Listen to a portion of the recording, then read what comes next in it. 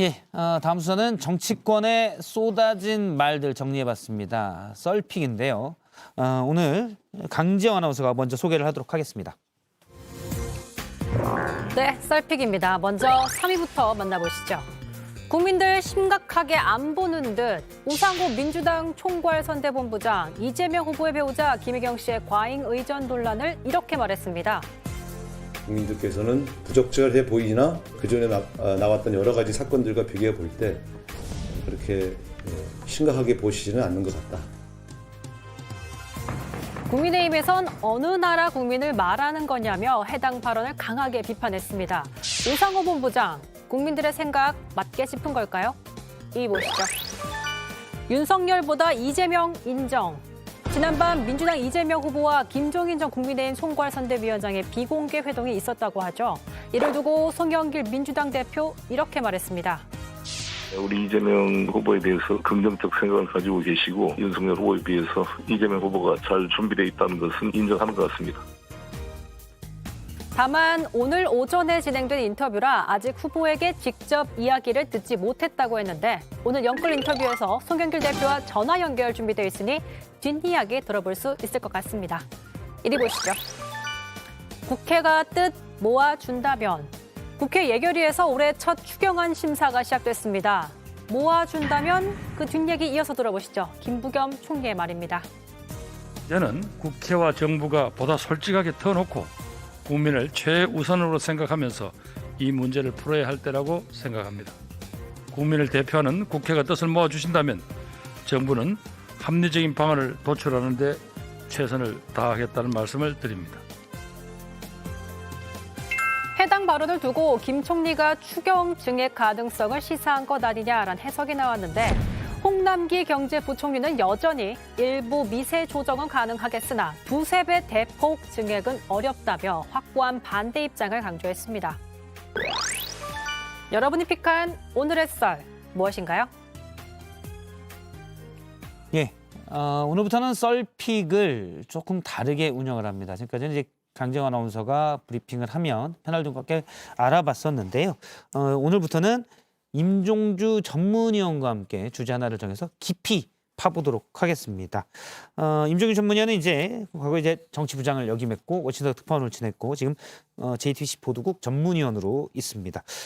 임종주 전문위원이 지금 스튜디오에 나왔습니다. 안녕하세요. 네, 안녕하세요. 예, 자, 세 가지 주제를 강지영 아나운서 소개를 했는데 하나를 좀 정해 주시죠. 어떤 걸 준비하셨습니까? 네, 무엇보다 이재명 민주당 대선 후보하고 김종인 전 국민의힘 총괄선대위원장의 비공개 회동이 예사롭지가 않습니다. 예. 어제 서울 광화문에 있는 김종인 전 위원장 사무실에서 두 사람이 80분간 만났다고 하죠. 어젯밤에. 지금 대선 한 달 앞둔 시점이지 않습니까? 수세에 몰린 이재명 후보로선 뭔가 돌파구가 필요했겠죠. 또 국민의힘이나 김건희 씨의 잔치집 기웃거린다는 취지의 통화 녹취 발언으로 마음이 상한 김종인 전 위원장으로서도 굳이 마다할 자리는 아니었다고 볼 수 있겠습니다. 그러면 서로 이해관계가 좀 맞아 떨어졌다. 그러니까 손해볼 게 없다. 최소한 이런 말씀이군요. 만남 자체는 사실 비공개였고 하는데 이제 바로 언론에는 알려졌습니다. 네, 두 사람이 만나고 나서 한 40분 만에 속보가 나왔지 않습니까? 예. 뭐 우연일까요? 어느 쪽도 그 회동 사실이 알려지는 데 대해서 이견은 없었다. 뭐 이렇게 볼 수 있겠습니다. 예, 구체적으로 나온 얘기, 민주당 얘기를 먼저 들어보도록 할까요? 네, 김남국 의원의 설명인데요. 먼저 들어보시죠. 예. 저희가 가지고 있는 절박함은 저희 지지층을 넘어서서 더 이제 외연을 확장해 나가야 되는 어떤 그런 측면이 있기 때문에 그 부분에 대한 어떤 김종인 대표가 가지고 있는 어떤 지혜, 구상 이런 것들을 좀 조언을 구하기 위해서 만난 걸로 생각이 듭니다.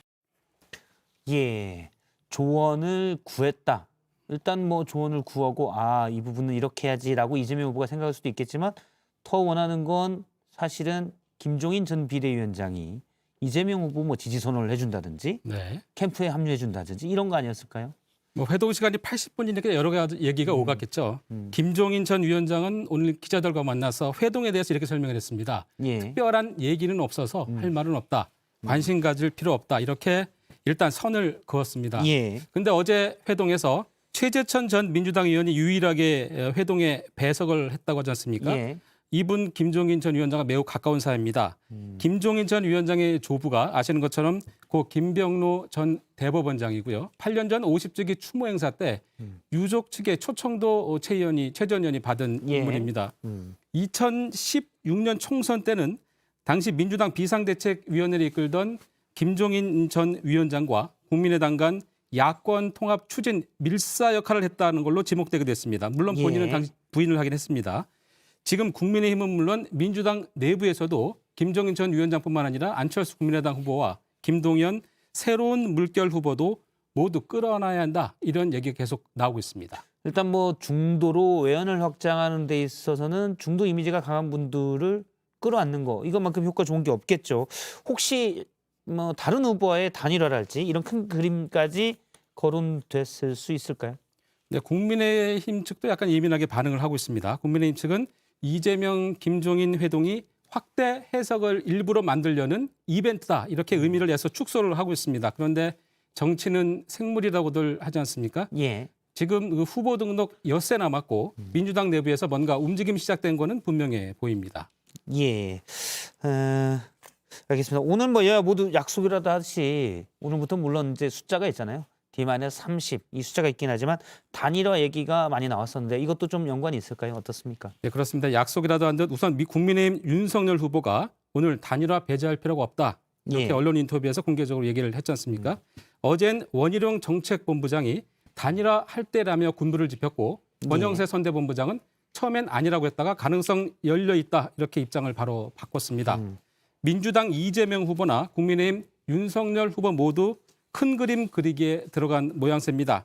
그게 스케치에서 끝날지 아니면 그림을 완성할 수 있을지는 결국 이재명, 윤석열, 안철수 후보들의 몫으로 지금 결국 남아있을 것입니다. 그런데 핵심은 국민 눈높이에 부합해야 한다는 점입니다. 이번 주 일주일이 대선 전국에 요동이 칠 가능성이 커 보입니다. 네. 썰픽을 심화학습으로 풀어보는 시간 임종주 전문위원이었습니다. 고맙습니다.